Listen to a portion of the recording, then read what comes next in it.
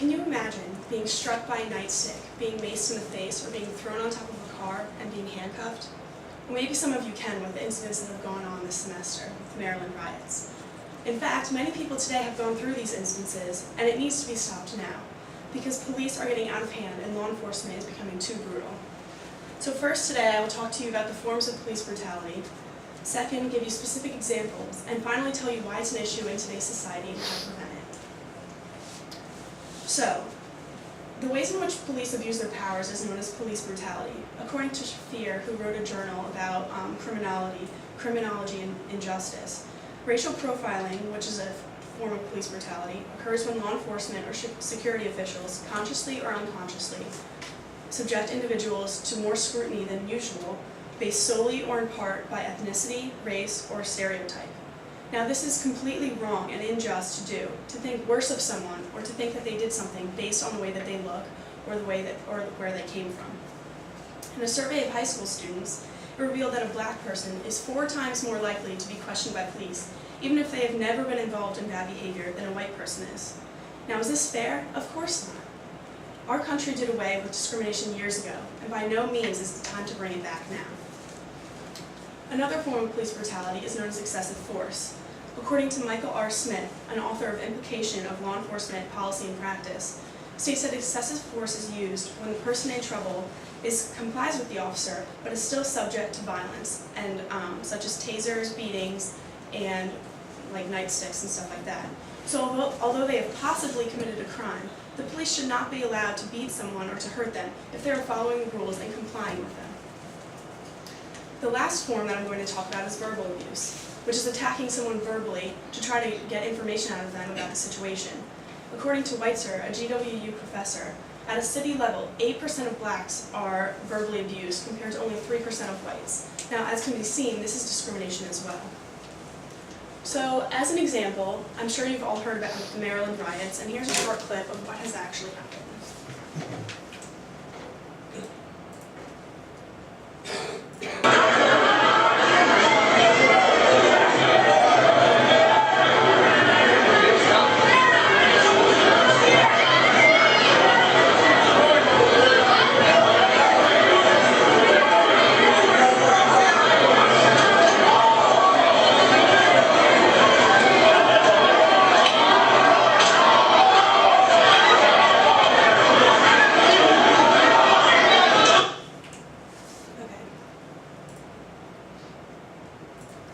So as can be seen, that was pretty brutal. The kid immediately, as he was skipping down the street, stops when he sees the police, does not go any further, and the police come up and attack him and hit him with nightsticks. Now, this is not fair.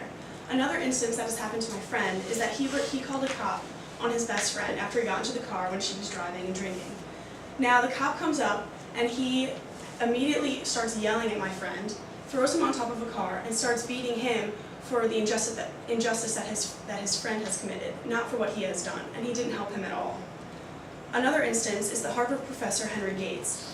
Now, he is a black man, and he was thought to have committed robbery. So the police went to his house, and when he had trouble opening the door, they charged him for disorderly conduct. However, whenever he did get the door opened, he showed his ID and complied with the officers. Many speculate that this wouldn't have happened if he was white. And here's a picture of Henry Gates. So these circumstances and examples happen all the time to people like you and me, and other citizens in this country, and it is time we put them to an end. So why is this an issue? Well, people have to have faith and trust in law enforcement. If things like this happen all the time, then they will have no reason to trust the people who are supposed to protect them.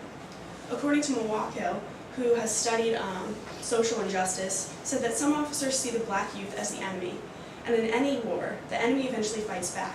And this, in turn, causes gangs and other violence on the streets.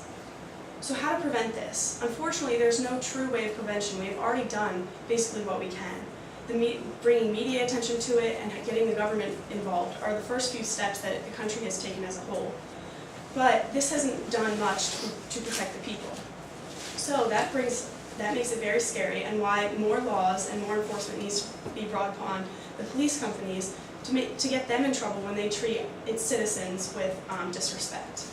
So in conclusion, as can be seen, police brutality needs to be stopped, especially when there are no signs of resistance.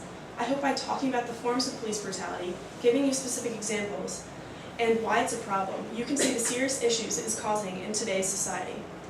America needs to rid itself of police brutality, not only to protect its citizens, but also to allow them to regain faith and trust in their law enforcement system. Thank you.